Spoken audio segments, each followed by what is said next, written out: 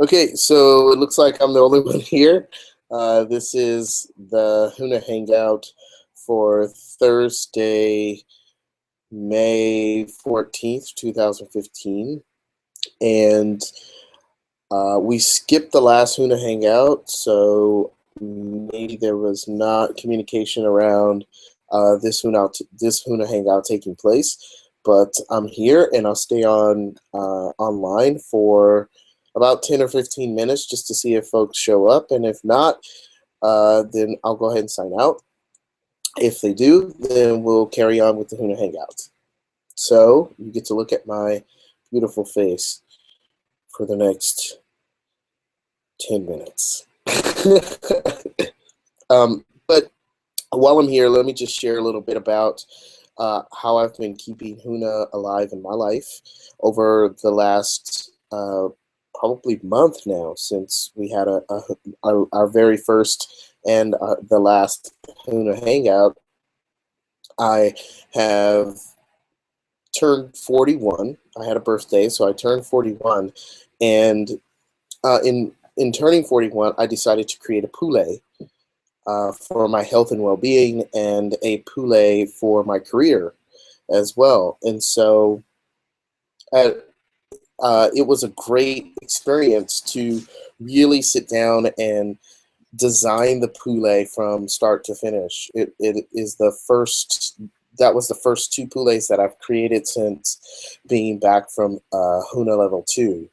So it was great to do it. I had fun with it, and I'm starting to see uh, some of the things manifest out of the poulet. And I kind of put it out of my mind until right this moment, when I was thinking about, okay, how have I implemented some of the things that I've learned in Huna.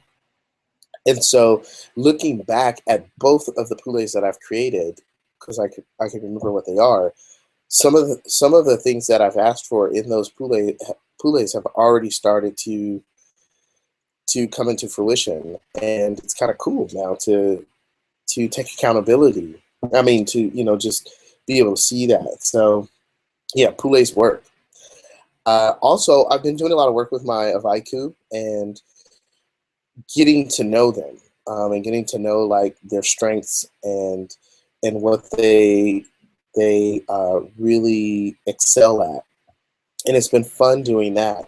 Also learning the symbols, meditating. I meditate on a symbol a day, and learning how to incorporate the symbols more in my life. And I haven't uh, I haven't tried creating the symbol cards yet, but I do incorporate the symbols into my meditation.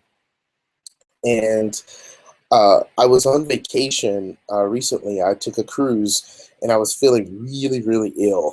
And it wasn't seasickness or anything like that. I think it was just a combination of too much, the richness of food and alcoholic beverages. And at one point, I was just like really asking, really utilizing the symbols to get air. Like I needed like oxygen, and using the symbols to support my health and well-being in those times when I'm not feeling well has come in handy. Uh, Also, let's see. I'm trying to think of other ways that I've incorporated aside from meditating every day. I feel like when I meditate with a symbol, like I really gain an intimate connection to that symbol, and it's really quite awesome, because I start to feel. I don't even know how to put this into words, but I start to feel. I guess feel like I have a deeper connection or understanding, for lack of better terminology. Um, but as I said before, I was on vacation recently, and I went to Costa Rica as well. And when I was in Costa Rica, it has four volcanoes, two of them active. And in the location that I was in, there was we were at the foot of an active volcano. And I could, the energy that was that I could feel was so, so powerful, especially when I meditated on the symbols. Um, there's also the resort we were staying at, they have all of these different like botanical gardens, and they have volcanic mud baths and volcanic natural saunas, and then hot springs. And so I really got to experience the volcano energy, and the energy, that fire energy, in so many different ways. You know, from the mud to steam, water, all infused with this volcanic energy. And it was quite a remarkable experience. It was really quite interesting. There was a lot of like, I took a volcanic mud bath, which is something that's really big in Costa Rica.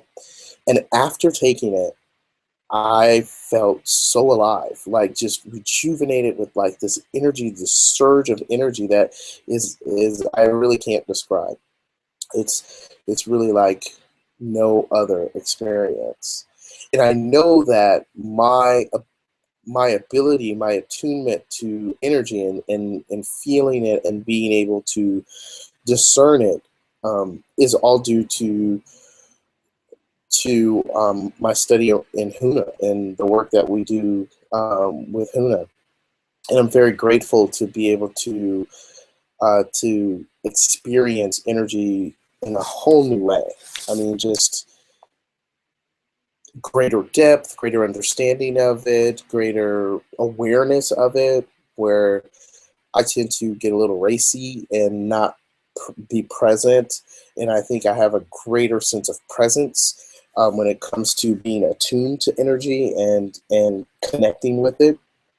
And the more and more I practice with the symbols and study the chants and practice chanting and learning the chants, the more and more I do that, I'm finding the greater and greater my attunement with being able to connect with energy and be in energy and be present to it, the greater and greater it gets. So I'm really grateful. I'm excited about uh, my studies and how Huna shows up in my life, and how I get to incorporate that in what I do in my career, and with family and with friends and with just people that I meet, and how it has had and continues to have a great impact on my life, and how I live it. So that being said, it's like I can't talk about this stuff. I can't, and I'm sure anybody who's watching this, I'm really preaching to the choir, but I can't say enough how grateful I am to be a part of this education, and to have this education. I really feel humbled by the experience, and grateful that I have the opportunity to study uh, a tradition so rich with content and reward, and I'm just really honored to be able to be a part of it. So I've been rambling now for 8 minutes. I'm going to give it 2 more minutes, and then I will conclude this call, and or conclude this Huna Hangout, which is Jay hanging out.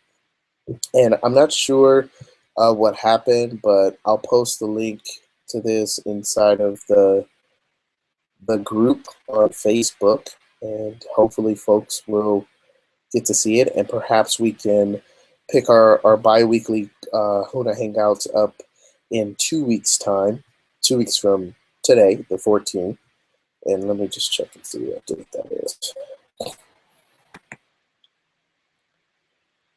2 weeks from today